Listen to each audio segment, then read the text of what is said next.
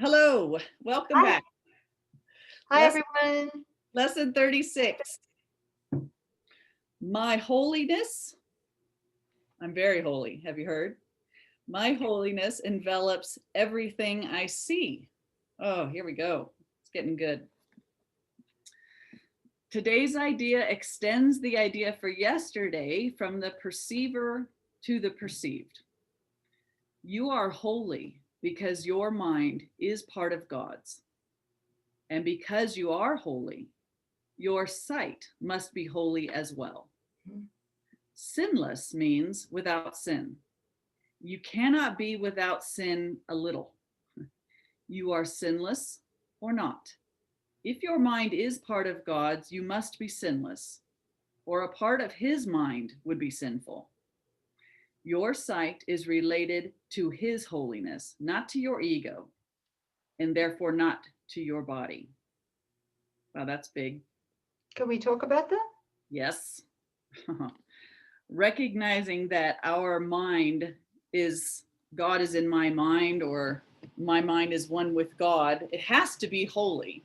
And I can't attribute anything to myself that I wouldn't also attribute to God. So God's sinlessness, God's purity and holiness is my own. Another term for that is, and this is from my understanding, the word or the term holiness Yes. didn't come alive in practical day-to-day perception Yeah. until I swapped that word out for incorruptible innocence. Yes. All right. So, lesson 36 is my holiness envelops everything I see. I changed it to, for myself, my incorruptible innocence envelops everything I see. That I can understand, that I can open my heart and mind, of course, to let that in, really let that in. So, can we talk about a little bit about, at least begin to talk about what is incorruptible innocence as opposed to the ego's idea of innocence? Yes. Right. Well, yeah, let's talk about the fact that everything that God has declared has an opposite imposter definition within the ego thought system. And so while God declares incorruptible innocence because the separation has not, in fact, ever occurred, the ego has its definition of innocence. And let's think about that for a moment. In the world, if somebody is innocent, they're professing their innocence, but at what cost? If I am innocent, if there is a wrong or a sin in the dream of separation, we go, who did this? We want to assign a cause to it. And of course, if I'm innocent of it, it's going to come at the cost of my brother's guilt. I can't have innocence without it being, it's got, somebody did this, but it wasn't me, it was him. And so that's the ego's version of what Jesus terms corrupted innocence. It's not real innocence at all because it attacks and blames a brother. It crucifies a brother. So somebody wins and somebody loses. So the counter. Yeah, go ahead. Yeah, that your video froze there for a few seconds. It's a little bit unstable. I can still hear you, and that's good. All right. Okay. Let's just keep going here because that's the ego again, right? Trying to sabotage this. You guys. 6, my holiness envelops everything I see. My incorruptible innocence envelops everything I see. So this innocence, this incorruptible innocence, how do we know it? We know it because it's shared with everyone across the board. That's how we know it's different. Right. Different than the ego's brand of innocence. which right. is at the cost of making someone else guilty. Because if it can't be shared, it's not real, right? Exactly. Yes. So innocence is incorruptible. Innocence is the recognition that we all are equally innocent. And it's the sharing of the one Son of God and his incorruptible innocence, because there has been no separation. And it's a willingness to extend that truth to every brother equally without exception. Yeah. And that's a feeling thing. Yeah. Thank you, sis. So putting that into context, our incorruptible innocence then envelops everything I see. So if he was pointing us to the peace in our mind is there because we share the mind of God, and that, extends to everything we see because we're learning cause and effect is reversed. So, once we apply that to peace, now apply that to incorruptible innocence.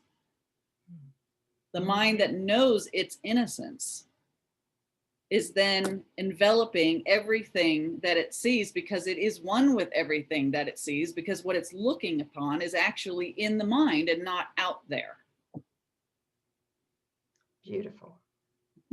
So that's why we can afford to have peace regardless of what's going on when we reconnect with Holy Spirit on what it is we want to see. We want to see through Christ's vision, through Holy Spirit's vision, right? Right. And then we can have peace. Yeah. Thank you. Thank you. So paragraph 2. So are you reading or am I reading? You're reading. Oh, 4 3 to 5 minute practice periods are required for today. Try to distribute them fairly evenly and make the shorter applications frequently to protect your protection throughout the day. The longer practice period should take this form following. First, close your eyes and repeat the idea for today several times slowly, which is, my holiness envelops everything I see. And then feel into that, what does that mean? My incorruptible innocence, the truth in my mind, envelops everything I see. Then open your eyes and look quite slowly about you, applying the idea specifically to whatever you note in your casual survey. Say, for example, this: my holiness envelops that rug. My holiness envelops that wall. My holiness envelops these fingers. My holiness envelops that chair. My holiness envelops that body. My holiness envelops this pen. Several times during these practice periods, close your eyes and repeat the idea to yourself. Then open your eyes and continue as before. For the shorter exercise periods, close your eyes and repeat the idea. Look about you as you repeat it again, and conclude with one more repetition with your eyes closed. All applications should, of course, be made quite slowly, as effortlessly and unhurriedly as possible. So my holiness envelops my internet connection. Yes, very practical. Very Right? practical. Yes. Very, very, very practical. So do we have a recommendation on this one? We do. Yes, Nouk, you wrote a beautiful blog I thought would be a perfect match. It's called A Profound Lesson in Innocence. Take a look at that. That really deeply unpacks the difference between the ego's definition of innocence and the Holy Spirit's correction and what true innocence is, and flushes out the relationship between holiness and innocence. I don't think we'll ever read the word holiness, just seems kind of ethereal, twice removed, but Not you know, me. yeah, our Not innocence is, me. well, Right. Yeah. right, not me, not mythical me.